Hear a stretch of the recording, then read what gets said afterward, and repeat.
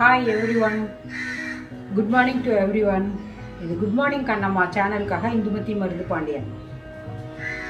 இதில் நம்ம south Indian dishes, அப்புறம் ஃபியூஷன் டிஷ்ஷஸ், அதுக்கப்புறம் எனக்கு தெரிஞ்சதெல்லாம் நான் உங்களுக்கு டிப்ஸோடு போடுறேன்.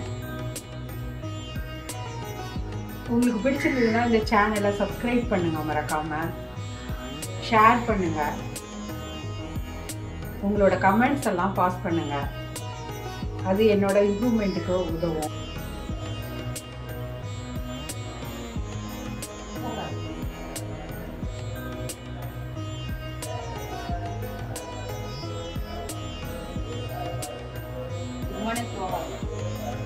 இன்னைக்கு வறுத்து அரைச்ச தேங்காய் தொகையல், அதுக்கு தேவையான பொருட்கள் 2 அல்லது 3 ஸ்பூன் அளவுக்கு உளுந்து, அதே அளவுக்கு கடலைப்பருப்பு, ஒரு 6 குண்டு மிளகாய். அது ரொம்ப சின்னதாக இருக்குது, காரம் கம்மி, காரத்துக்காக போட்டிருக்கேன். இந்த அளவுக்கு புளி, ரொம்ப கொஞ்சமாக தான். சால்ட், தேங்காய் பால் மூடி,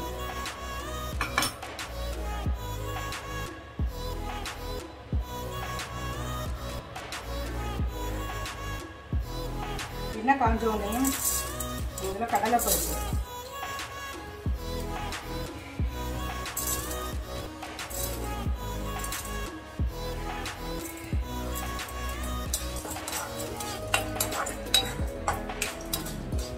இந்த தொகையல் மத்தியானம் சாதத்துக்கு கூட சாப்பிட ரொம்ப நல்லாயிருக்கும். சாதத்தில் போட்டு சாப்பிட்டுக்கலாம், தயிர் சாதத்துக்கு தொட்டுட்டு சாப்பிட்றதுக்கும் நல்லாயிருக்கும்.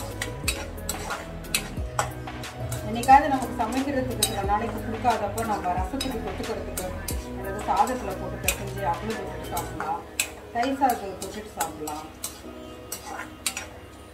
இப்போது நான் இட்லி கூட்டு பண்ணுறேன். வெளியூருக்கு போனோம்னா கூட நம்ம தேங்காயையும் சேர்த்து வறுத்து வச்சுட்டோன்னா இது ஒரு நாளைக்கு தாக்கு பிடிக்குங்க, சாயந்தரம் வரைக்கும் கெட்டு போகாது. நல்லா தேங்காயும் வறுத்துட்டு அரைக்கணும். அப்போ இட்லிக்கிளி நம்ம எடுத்துகிட்டு போகிறோம், ட்ரெயினில் போகிறோம், மத்தியானத்துக்கு லஞ்சுக்கு வேணும்னா நம்ம இந்த தொகையல், மிளகாய் தொகையல், இந்த தொகையல், வெங்காய சட்னி அரைப்போம்ல, அதில் இந்த தொகையில் அரைச்சோன்னா அது மத்தியானம் சாப்பிட்றதுக்கு நல்லாயிருக்கும். இதை நம்ம தாளிக்க தேவையில்லை. அதில் உளுந்து போட்டுக்கோங்க, மிளகாயையும் போட்டுக்கோங்க.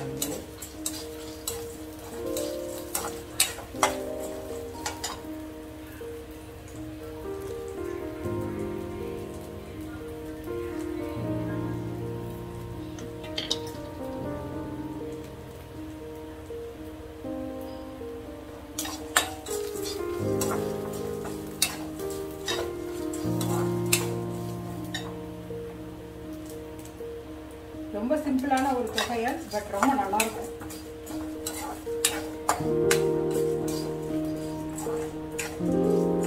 ரொம்ப குயிக்காக பண்ணுற ரெசிபிஸ் தான் நான் போட்டுட்ருக்கேன். காம்போஸ்லாம் நம்ம வரப்போகிற வீடியோஸ்லாம் பார்க்கலாம். ஏன்னா எடிட்டிங் பண்ண இதில் தான் நான் கற்றுட்ருக்கேன். இப்போ பாருங்கள், வெங்காயத்தையும் இதில் ஆட் பண்ணிக்கலாம். நான் இப்போ காலையில் தான் பண்ணுறேன், ஸோ நான் தேங்காயை வறுக்கல, நான் அப்படியே தான் யூஸ் பண்ண போகிறேன். இப்போ பாருங்கள், இப்படி கலர் மாறி மிளகாயெல்லாம் வறுப்பட்டவனையும் நம்ம ஸ்டவ் ஆஃப் பண்ணிடலாம். இப்போ அரைச்ச பிறகு நான் காமிக்கிறேன். தேங்காயை போட்டுட்டு ட்ரையாக அரைச்சிட்டு அதுக்கப்புறமா அந்த பருப்பு எல்லாம் போட்டு தண்ணி ஊற்றி அரைக்கணும். தேவையான அளவு தண்ணி ஊற்றிக்கோங்க. ஃபஸ்ட்டே மிளகாயெல்லாம் அரைக்கலைன்னு சொன்னால் எல்லாத்தையும் ஒன்றா போட்டால் மிளகாய் திப்பி திப்பியாக இருக்கும். அதனால் ஃபஸ்ட்டு ஒரு ரவுண்டு மிளகாயை போட்டுறணும் எப்பயுமே. இப்போ அரைச்சிட்டு பாருங்கள், இப்போ உளுந்து தொகையல் ரெடி. உளுந்து, கடலைப்பருப்பு, வறுத்து வச்ச தேங்காய் தொகையல். இது இட்லிக்கு ரொம்ப நல்லாயிருக்கும். நான் இப்போ இட்லி ஊற்ற போகிறேன்.